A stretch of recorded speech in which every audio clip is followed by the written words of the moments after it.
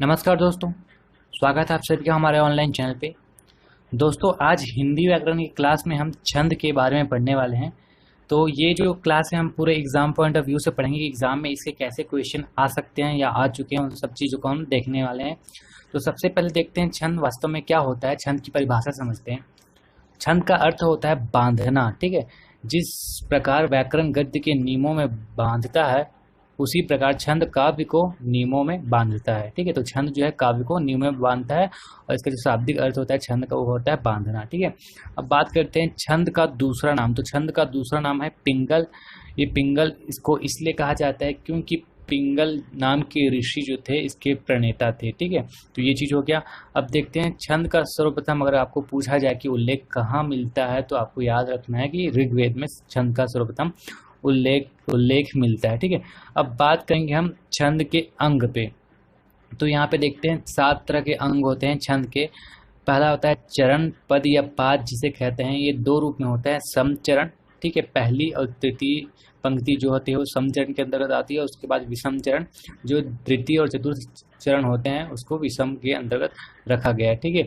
तो ये हो गया चरण जो होते हैं पंक्तियाँ, ठीक है। उसके बाद देखते हैं संख्या और क्रम, गति, वर्ण और मात्रा, गण, यति, विराम और तुक, ठीक है।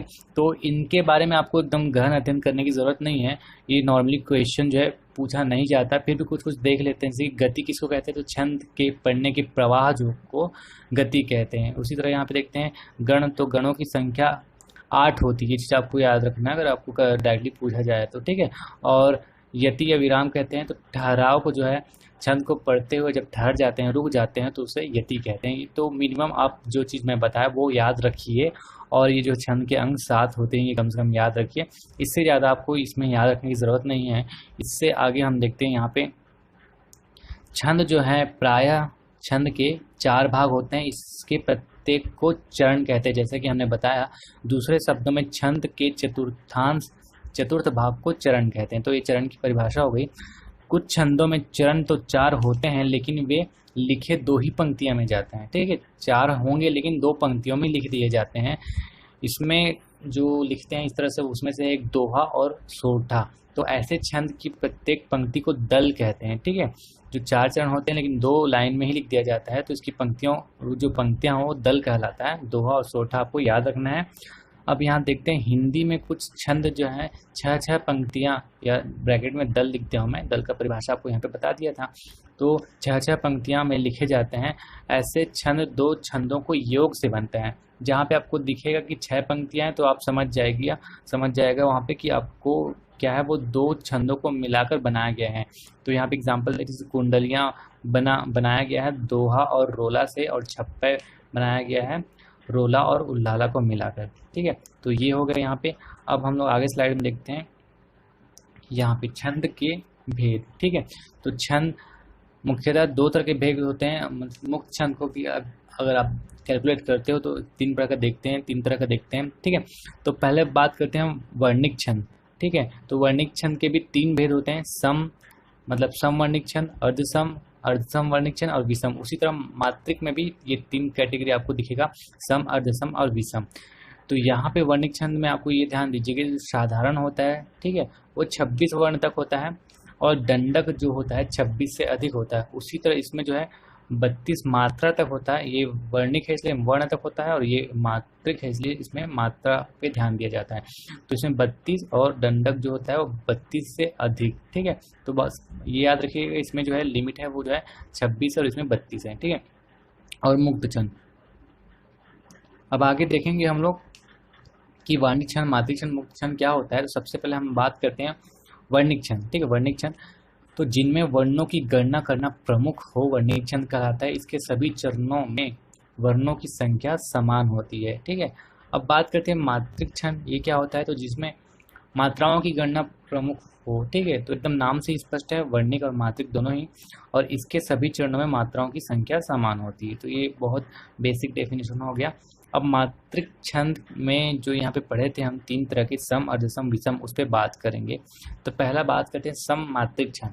तो यहाँ पे जो आपको 4 दिख रहे हैं, चौपाई, रोला, गीतिका, हरिगीतिका, तो ये चारों आपको बुक में अलग अलग सीक्वेंस से मिल सकते हैं, लेकिन मैंने सममात्रिक छंद, अर्ध सममात्रिक छंद इस तरह से जमाया हुआ ताकि आपको एक बार में ही याद हो जाए कि कौन सा सममात्रिक छंद है, कौन सा अर्ध सममात्रिक छंद है। ठीक है, तो हम सबसे पहले बात करने वाले हैं सममात्रिक छंद पे।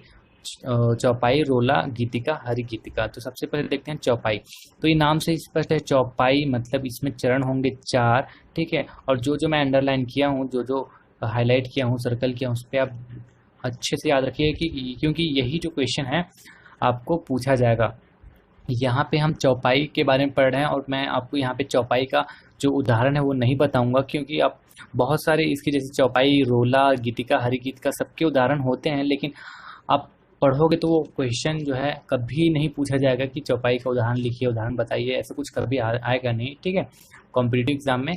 और आप इतने सारे पढ़ोगे उदाहरण तो कंफ्यूज भी हो जाओगे। बस आप वही चीज़ याद रखो जो एग्जाम में पूछा जाता है। तो चौपाई के लिए आपको क्या याद रखना है कि प्रत्येक चरण में मात्राएं जो होती हैं वो 16 होती हैं। ठीक है, और चरण के अंत में 2 गुरु होता है। 2 गुरु मतलब जो लास्ट में 2 मात्राएं जो है बड़ी रहेंगी। ठीक है, अब यहाँ पे देखते हैं रोला।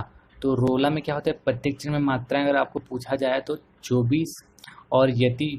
ठीक है, तो यति 11 और 13 में यति होता है। बस यही 2 चीज़ आपको याद रखना है। बात करते हैं गीतिका। तो गीतिका के प्रत्येक चरण में होती है 26 मात्राएं। ठीक है, और 14 और 12 इन दोनों को जोड़ोगे तो अब 26 हो जाएगा। ठीक है, 14 और 12 पर यति होती है। तो इसमें 11, 13 पर होता था, इसमें 14 और 12 पे। ठीक है, हरि गीतिका क्या होता है, तो गीतिका से हरि गीतिका इस तरह से कनेक्ट करके आप ये याद रख सकते हैं। इसमें 2 वर्ड और एक्स्ट्रा जुड़ गया, तो इसमें भी 2 मात्राएं जुड़ गए। समझो 26 था, ये 28 हो गया, और सेम यहाँ पे 12 का 12 था शुरुआत में, जो ये है 16 हो गया। तो 16, 12 पर यदि आप यहाँ पे याद रखिएगा। ठीक है, तो इस तरह हम ये पढ़ लिए सममात्रिक छंद। अब देखते हैं अर्ध सममात्रिक छंद। यहाँ पे देखेंगे जो 3 है, दोहा, सोरठा और उल्लाला। तो दोहा आपको याद हो जाएगा तो सोरठा ऑटोमेटिकली याद हो जाएगा, या सोरठा पढ़ोगे तो दोहा याद हो जाएगा। ये एक दूसरे का जो है उल्टा है। पहले देखते हैं दोहा। तो इसमें जो है मात्राएं 24 होती है, विषम चरण में 13 और सम चरण में 11। सेम सोरठा है, जस्ट उल्टा है, इसमें भी मात्राएं 24 होगी। बस यहाँ पे अंतर दिखेगा आपको कि इसमें विषम में 11 और यहाँ पे 13। ठीक है, तो आप दोहा याद रख लीजिए 24 और 13, 11 इस तरह करके, उसके बाद समझ जाएगी कि सोरठा उसका उल्टा होता है।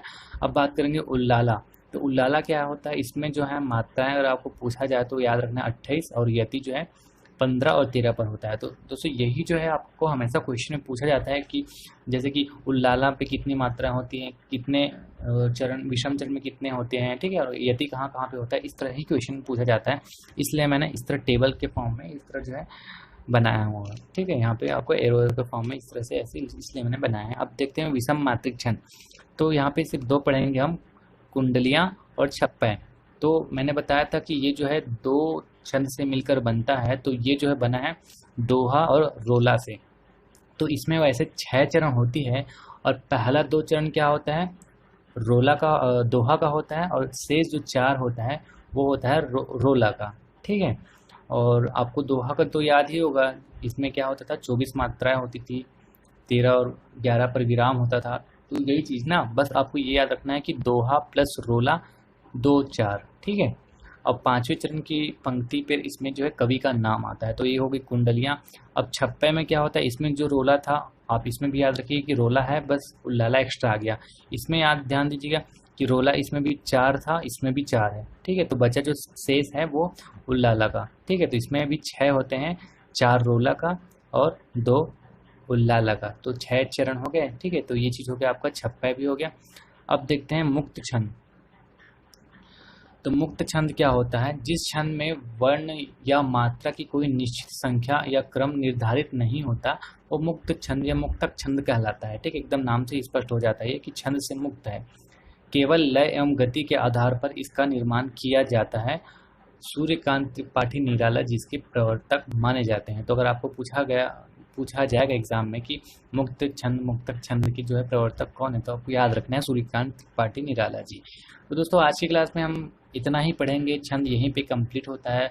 और अगर आपको ये वीडियो पसंद आए तो प्लीज़ इसको लाइक कीजिए, दोस्तों में शेयर कीजिए। साथ ही साथ अगर अभी तक आपने मेरा चैनल सब्सक्राइब नहीं किया तो प्लीज़ चैनल सब्सक्राइब कर लीजिए दोस्तों। थैंक यू, गुड बाय, नमस्कार।